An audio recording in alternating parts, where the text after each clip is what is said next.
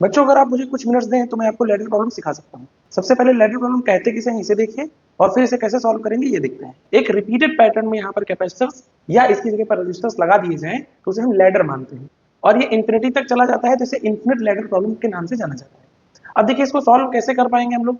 यहाँ पर देखिए C1 है, यहाँ पर ये C2, यहाँ C1, यहाँ C2, तो इस हिस्से को हम एक लैडर मानेंगे। अब जरा देखिए, चूंकि यहाँ पर इन्फिनिट कैपेसिटर्स जुड़े हुए हैं, इसलिए अगर हम एक लैडर को खत्म कर दें तो इस सर्किट पर कोई फर्क नहीं पड़ेगा। तो हम मान लेते हैं कि सी ए बी जो है, मतलब equivalent capacitance between A and B, x assume कर लीजिए आप। अब अगर इस लैडर को हटा देंगे तो यहाँ पर कोई दूसरे पॉइंट आ जाते हैं, मान लेते हैं एक एम है और एक एन है। तो जो एम और एन के बीच में इक्विवेलेंट इस सर्किट का रेजिस्टेंस बनेगा, चूंकि एक लैडर खत्म करने से कोई प्रभाव तो पड़ नहीं रहा है, तो उसे भी आप क्या मान लेंगे, एक्स ही मान लेंगे। बस इसी एजम्पशन के साथ हम इस प्रॉब्लम को सॉल्व कर सकते हैं। जरा सोचिए, अगर mn के बाद सर्किट का पूरा इक्विवेलेंट x ही है तो हम इस पूरे सर्किट को x से रिप्लेस कर सकते हैं। तो जरा देखिए हमारे पास सर्किट कैसे सॉल्व होकर बचती है।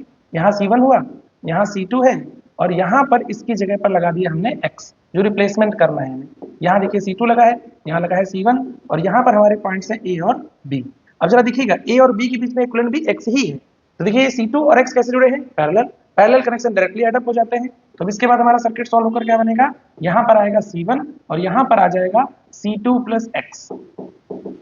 अब जरा देखते हैं, ये वाला पॉइंट A, ये वाला पॉइंट B, याद रखिएगा A और B के बीच में इक्विवेलेंट भी x ही है।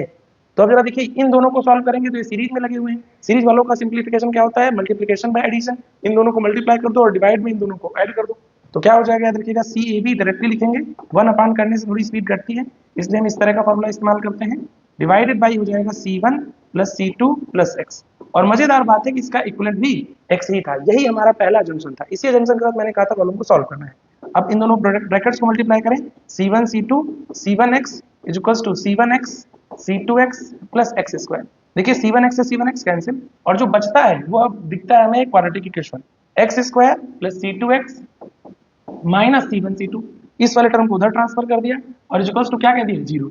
अब अगर क्वाड्रेटिक इक्वेशन के सॉल्यूशन का इस्तेमाल आप करें तो आप बड़ी आसानी से सिद्धाचार मेथड का इस्तेमाल करते हुए x, जो कि खुद C इक्विवेलेंट है, उसकी वैल्यू आप निकाल सकते हैं। That is minus b minus C2 plus minus b square, that mean C2 square minus 4ac, a यहाँ पर 1 है और c ये पूरा टर्म है माइनस के साथ, तो ये प्लस हो जाएगा 4c1 C2 divided by 2 of a, that is 2, क्योंकि यहाँ पर a जो है वो क्या है हमारा 1।